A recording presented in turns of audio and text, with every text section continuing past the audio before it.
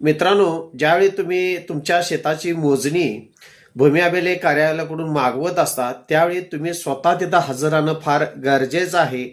तुमच्या प्रतिनिधी म्हणून कुणालाही तिथं हजर ठेवू नका, तुम्ही प्रत्यक्ष हजर राहा.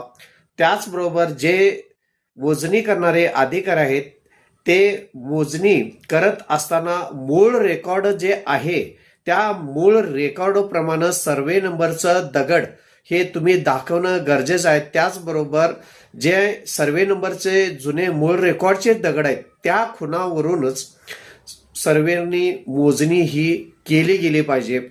जर तो दगड कमी जास्त किंवा फरकानं जर चुकून नांगरट करत असताना किंवा इतर तुमचं शेतीची मशागत करत असताना तो दगड जर हललेला असेल किंवा त्या दगडाची जागा बदललेला असेल तर तुमची मोजणी चुकीची होऊ शकते. त्यामुळं सर्वेअरकडून जे मूळ रेकॉर्ड आहे ते व्यवस्थित बघून त्या पद्धतीनं तुमची मोजणी झाल्या का नाही हे तुम्ही प्रत्यक्ष हजर राहून पाहणी करणं मित्रांनो फार गरजेचं आहे.